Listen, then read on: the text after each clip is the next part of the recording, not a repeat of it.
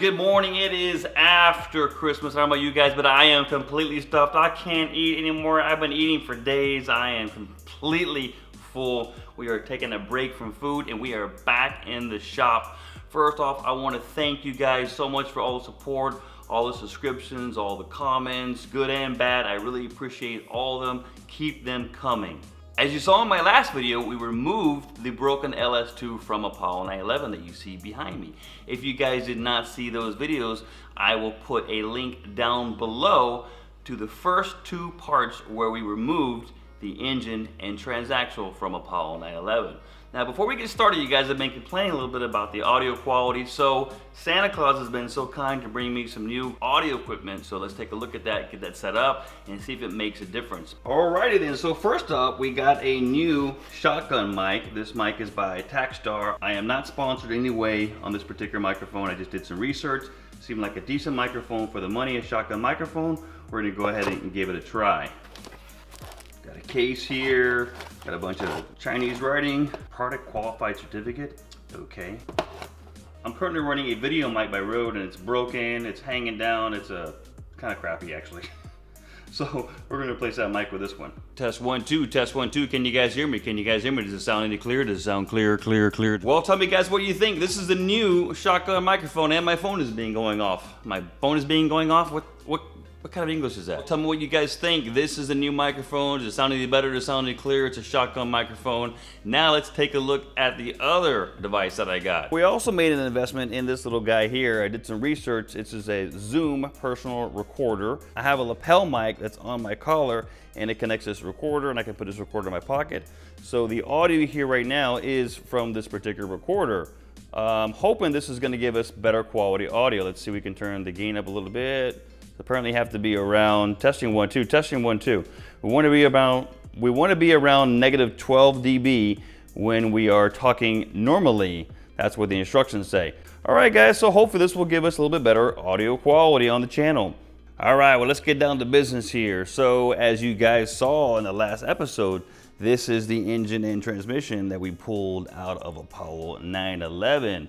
So today, what we're going to do is separate the transaxle from the engine. I'm going to pull out the clutch. I want to inspect it, see the condition of it. We'll tear off the top part of the engine, put the engine on the stand. Currently right now, I've got the LS1 block from the C5 Corvette, which is right over here. This will be an upcoming project on the channel. Right now, we're concentrating on Apollo 911. You guys seem to like this project. We want to get this done. So this will be a later project on the channel. Stay tuned. So I've got the LS1 block currently on the engine stand. We're going to remove this block from this engine stand and get the LS2 from Apollo 911 on the stand. Let's get moving. One little subject I'd like to discuss with you guys before we get started is, number one, I really appreciate you guys' support. As I mentioned before, I know you guys are excited to see all the videos coming up on Apollo 911. I want you guys to know that I'm trying to do the best I can as far as producing the content as fast as possible. This is a hobby for me. I do have a full-time job. I have 2 kids. I'm a single dad, so I'm raising them, trying to spend time with them, and then also the projects. So bear with me, guys. I'm doing what I can to get the content out as fast as possible. I really appreciate, as I said before, all the support. You guys are amazing. Without the support, I would not be doing this. So please, if you guys like what I'm doing, recommend it to your friends. If you don't like what I'm doing, hey, comment down below. I don't like what you're doing. I've already got some negative comments. I'm a man, I can take it. So enough of the chit chat, let's get to work.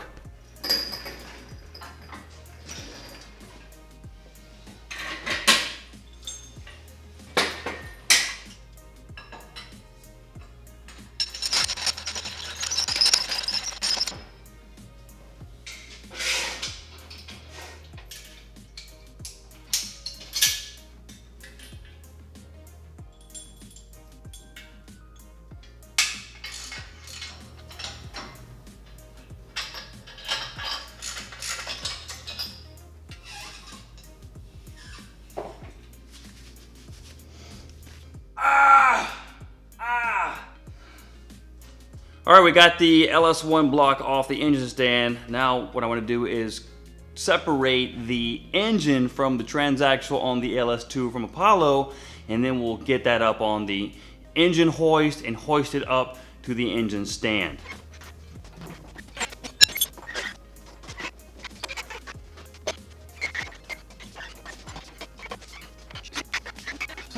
Alrighty, we got the engine in place now. So before I separate the transaxle from the engine block, what I want to do is go ahead and remove some of the accessories. So we'll remove the headers on both sides. We'll go ahead and remove the alternator. And then I'll go ahead and remove the fuel rail and intake manifold. I'll try to remove those as one assembly to keep it intact. We've got a header here on this side as well too. And we'll also remove the oil dipstick, get that out of the way so it doesn't get damaged. So we'll take an 11mm ratchet and we'll loosen the 1, 2, 3, 4 bolts holding on the header. Let's start here, we'll start here. Okay, that's fine here, loosened up real easy. Seems to come off pretty easy. Let's take a 15mm. Let's get rid of the oil dipstick, it's in the way. And out comes the dipstick. Set that aside. I'll go ahead and put the bolt back in here so we don't lose it. One header removed. Decent amount of carbon buildup here. While we're at it, we might as well go ahead and then remove this AC compressor bracket and idler. Got 4 bolts holding it on, 2 on top and 2 in the middle. Make sure when you guys are disassembling things, oftentimes bolts are different lengths. You want to identify where the different length bolts go. Last thing you want to do is put a bolt in and go through the block and puncture a hole in it. I've seen it happen before.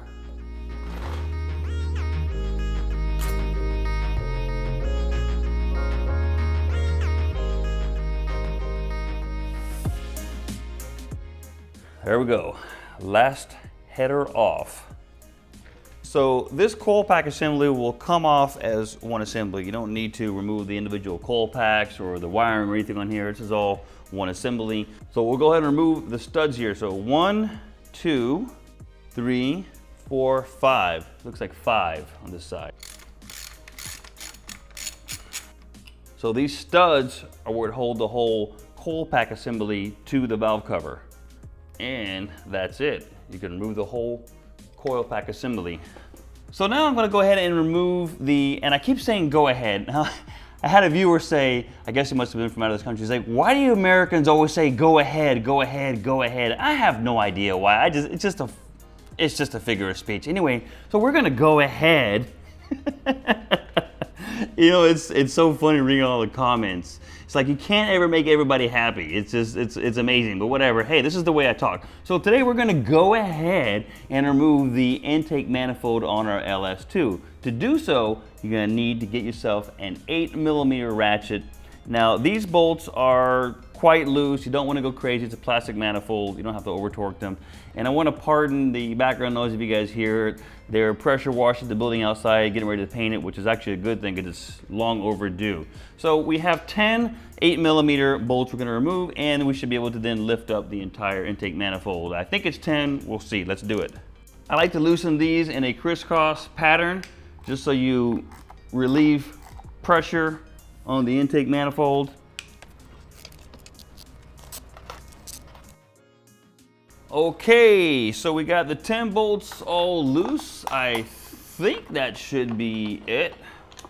So now this should just lift right off, and it does. Oof, and it's dirty. All right, we'll set this aside.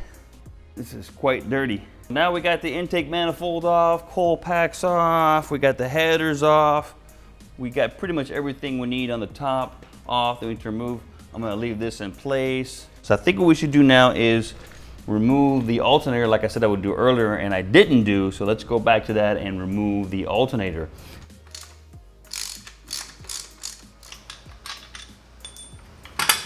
And voila.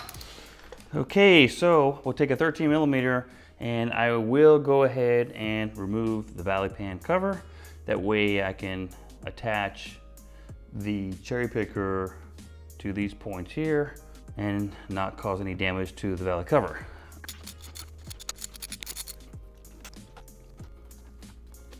On this valley pan, you just want to go real easy. Take a screwdriver, good sized flathead screwdriver, and lightly pry it. Don't overdo it. because you don't want to damage the block. I just like to flick it up like that a little bit on this side here. Twist it up like that. There you go. You see it breaks loose. We should be able to break it loose the rest of the way with our hands. Just lightly pull up. There we go. And the bolts go flying everywhere. There you go. You guys can take a look in here. You can see there's a decent amount of carbon buildup here on the intake of the heads here on both sides. Not sure if you guys can see it, but it's a decent amount of carbon buildup. This supposedly is a 20-something thousand mile engine, I believe, from what Hoovie had said in his videos. I don't recall, I have to go back and look. But it looks to me like it may be a little bit higher mileage than that, to be honest with you. I'm a little skeptical this is a 20-something thousand mile engine, but we'll have to see. We got to open it up further. Okay, so now what I'll do is go ahead and move the cherry picker in place, bring it in place. We'll go ahead and bolt it up, and we'll get a little bit of tension on it, and then we can go ahead and remove the transmission, or transaxle in this case, from the engine block. These you want to tighten just a little bit so they're snug. Okay, these are snug. Now what I can do is raise the cherry picker, get the engine off of the jack, then I'll reposition the floor jack under the transmission, and then we can go ahead and start loosening the transaxle to adapter plate and block bolts.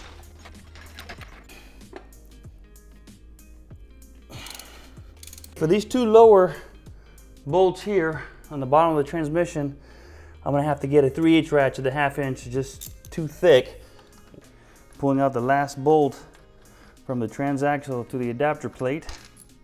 Alrighty, get my hex key set. I love this set. I bought this set a couple years ago. It's a really nice set. It's got all different sizes of hex keys. This thing is really great. Definitely recommend you guys investing in a set like this. What brand is this? I have no idea what brand this is. All right, well, I'll look it up, and then if you guys are interested, leave a comment down below and I'll let you know what brand it is, where I got it from. Let's see, it's probably 8mm? Yes, 8mm. Good guess, all right. Let's see if we can loosen it with a 3/8 ratchet. We may need more leverage, but let's give it a try here. Yeah, they're coming off, okay. All right, break that one loose. Work this bad boy out. Okay. All right. Okay, there we go. We have separation. Let's go ahead and remove the clutch assembly before we get the engine all lined up on the engine stands over there somewhere. All right, let's loosen up the clutch and remove it. Let's see here. Break this bad boy loose. We're using a 6mm hex. All right, so I want to be careful with the clutch. There you go. There's the clutch. And it looks good. Doesn't look bad. Surface doesn't look bad. It's got a little bit of blue on it. I'm heating up, but it doesn't look bad. I think it's gonna be okay. All right, our pilot bearing seems to be good. I don't feel any grittiness or anything that feels erratic. You always want to check these, make sure these aren't grinding or feel rough or coarse in any way. This one feels nice and smooth. Okay, now our next step is removing the flywheel. I'm gonna break out the air cap for this job, make it a little easier and quick. Let's go ahead and zip these off. And the last one. Should be able to just pull it right off now. Nice and easy. There we go. Look at this thing. This thing is stout. Wow, this thing weighs like 30 pounds, 40 pounds. It's heavy. All right, so I think at this point we can go ahead and line up our engine stand. Let's bolt the engine stand to the block here. We'll bolt it in 4 different places here.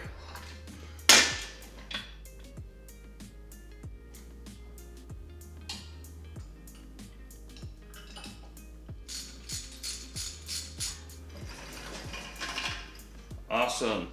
Well guys, we finally got the engine on the stand. What I want to do now is see if the engine will turn over. If you remember watching Hoovie's video, it looks like they might have locked the engine up. So what we're going to do is remove the 4 spark plugs, and then we'll grab a breaker bar and we'll connect it to the bolt here on the damper, and we'll give it a turn over and see if she's free or she's seized up.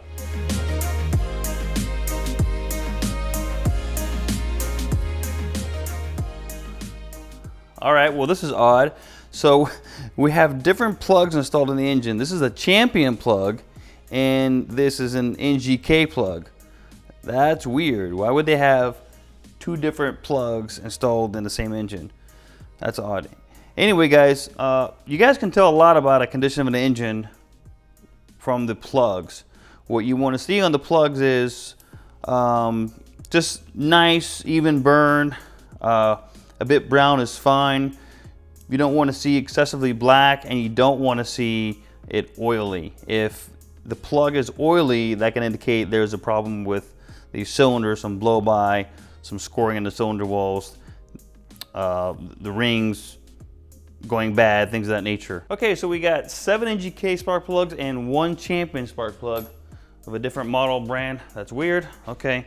All right, now we got the 8 spark plugs out. Let me grab a 28 mil, put it on the flywheel, on the damper bolt here, the crankshaft bolt here.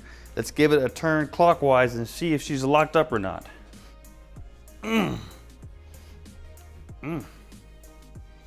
Seems a little tight. Oh, and she's locked up right there. Oh, she's locked up there. Let's go the other way.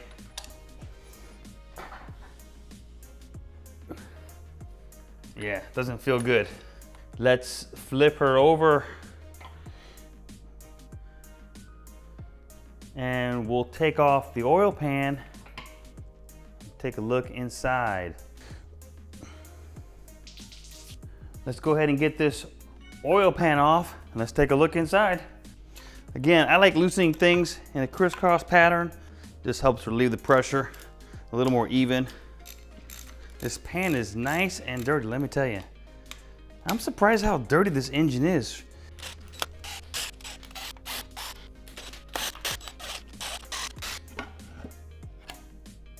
Okay.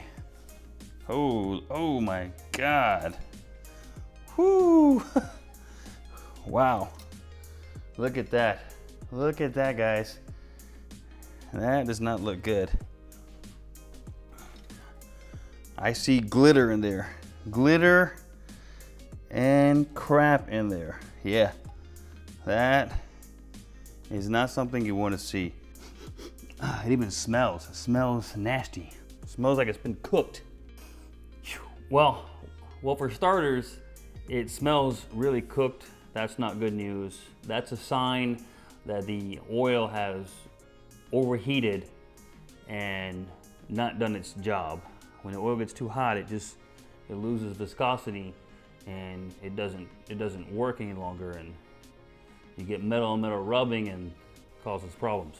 Get you guys a little closer here. As you can see, it is a mess here. Look at the pickup and you see debris here in the pickup.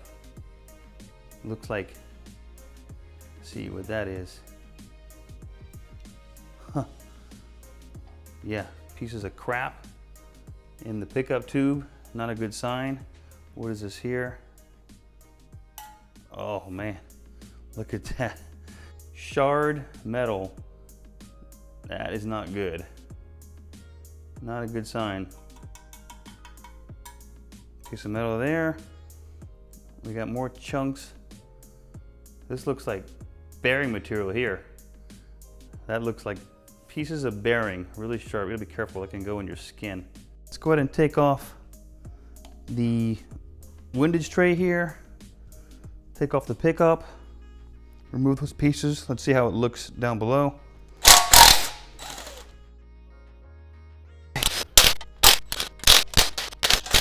Let's pull this tray off here. If you guys can see, but I haven't taken the caps off yet, but if we look at these caps, this cap here, this cap here, this cap here, this cap here, this cap here, and that one in there, they look to be normal color.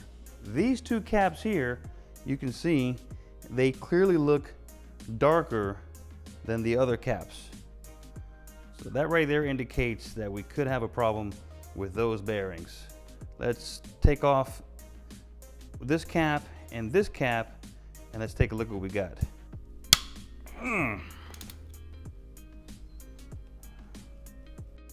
Okay, removing a bearing off of the LS2 here. Let's take a look at these bearings.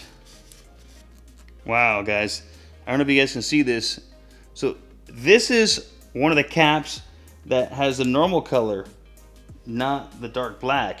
And you can see this bearing is pretty scored up. That's not something you want to see. This bearing should not be like that at all. That definitely means they overheated and there was oil starvation here. Now, in comparison, I'm gonna grab a cap from my 145,000 mile LS1 out of the C5 Corvette. That's gonna be coming up on the channel. So here's the bearing out of the LS2 and Apollo on the bottom. And here's the bearing out of 145,000 mile LS1 out of my C5. Look at the difference. You want something more like this. You don't want this here. That is not good news. All right, so let's take off the other cap that's burnt and take a look at it. Yeah, look at that. Look at that bearing. That bearing is, holy moly. It's like nothing left. I think the bearing material just completely overheated and disintegrated. So if we look right there, you see there's like flakes of bearing material there. And that's not good. All right, let's remove this cap. And let's see if it looks any different, the same, worse. Pull it off. Yeah, you got deep scoring there. So those bearings are shot. Well, we've only got into part of the engine. At this point, it's very obvious that what happened was there was oil starvation, most likely when he was on the track and he was pulling hard G's. This engine is installed in a reverse configuration in the car, so the sump and the pickup tube is on the back of the engine, or the front of the engine, which is really the back of the engine. That caused starvation of oil in this engine. The bearings had a lack of oil. They in turn overheat.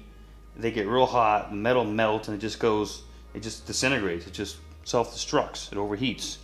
So lack of lubrication creates more friction, which in turn creates more heat, which causes the bearings to fail.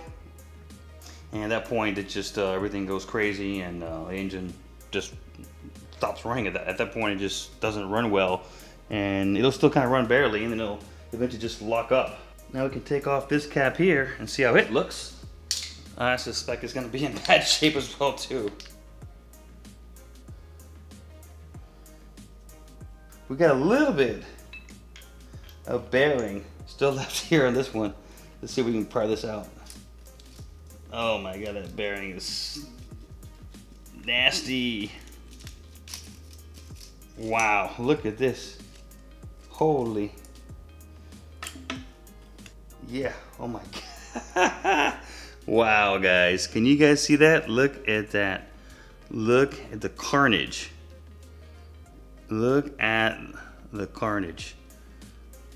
Yeah, this is what I would call shot bearings. So right there, that's what caused the problem. These things are completely shot. Swipe down this crank journal here, see how bad it is. So if you guys look at this journal here, it is a little scored, which you don't really want that either, but it's, if you run your fingernail across, it's not quite as bad. However, if you go over here, listen to that. Can you guys hear that?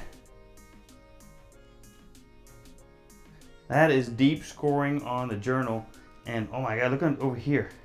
Over here, it's really bad. I can run my finger here and it is really, really deep. So this crank is trashed. It's just, that's a little bit too much to polish out. I mean, it might be possible to save the crank. Not likely, not likely. So this crank to me looks like it's completely trashed.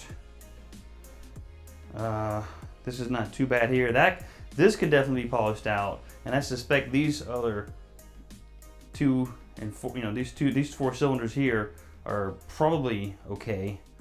On the crank journals, this is fine, but this is so bad here. I'm not sure that this could be polished out at all, and this crank could be saved.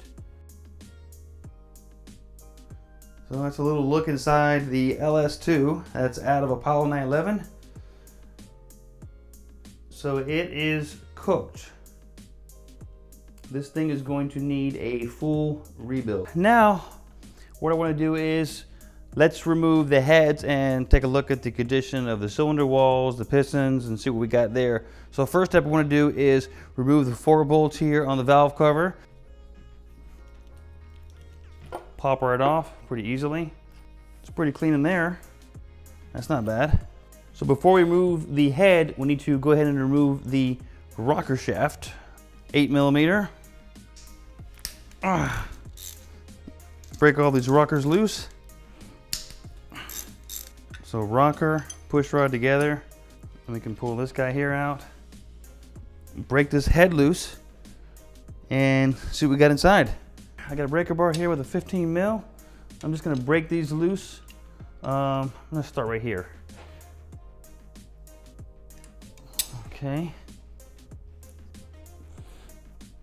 Break this guy here loose. Okay, now let's go ahead and get the top 1, 2, 3, 4, 5 bolts broken loose.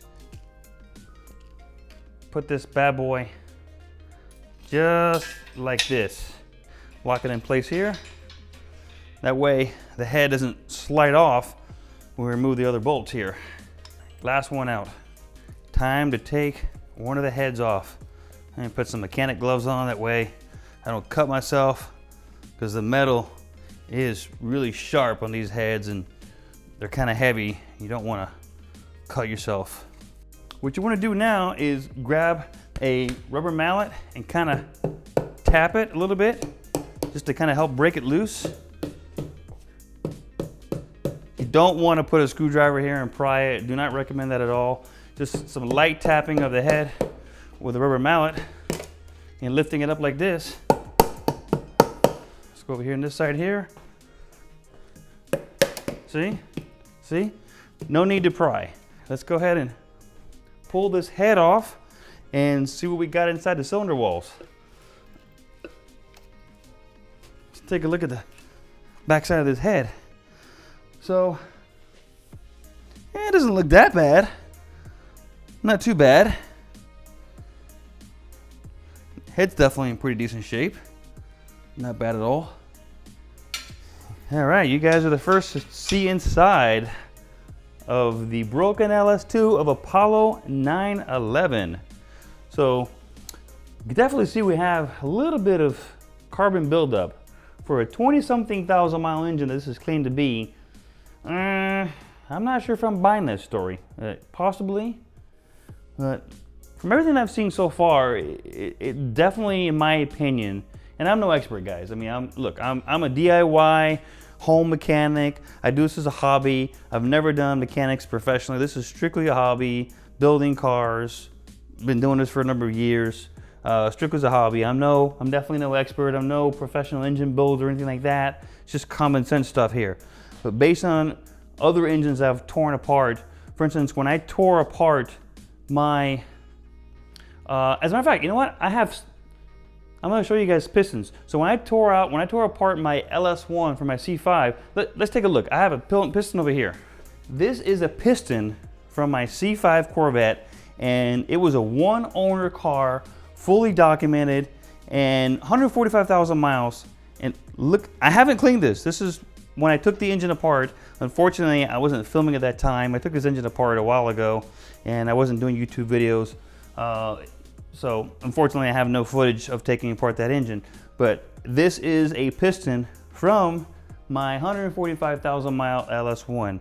And it looks to have less carbon buildup than the pistons that we see here on this LS2. So 145,000 miles, I know this is guaranteed. This is just claim mileage. So when Hoovy bought the engine, he bought it, I think, on eBay from somebody who claimed that it had 20-something thousand, whatever, 30, 50,000 miles, whatever it is. People can claim whatever they want. Unless there's any kind of evidence or proof to back it up, you never know what you're gonna get when you buy engines secondhand. In my opinion, it looks like it's a higher mileage engine than that. But again, that's just my opinion for what it's worth. So guys, let me know in the comments, what do you guys think? Do you think this is an engine that has 50-something thousand miles or less on it? 145,000 miles, 50-something thousand miles. What do you guys think? That's it for today, guys. As you can see, this engine is pretty much toast. At minimum, it needs a full rebuild. So we can pretty much sum up that what happened was pretty much what we've already kind of known. The engine was starved for oil on the track. The bearings overheated, the oil was too hot, you can smell the oil cooking. At the end of the day, this engine is pretty much toast. The block looks to be in good condition, it can be saved. I'd like to know what you guys think. Leave a comment down below. What do you guys think I should do? Should I try to rebuild this engine? Should I try and source a new engine? What do you guys think I should do? Next video, I will be making a formal decision as to what direction we're gonna go with Apollo 911. Thank you guys so much. I really appreciate you guys watching. I appreciate all the subscription, all the likes, all the comments. Keep on leaving those comments. It really helps me out. Anyway, I'll see you guys next video. Have an awesome one.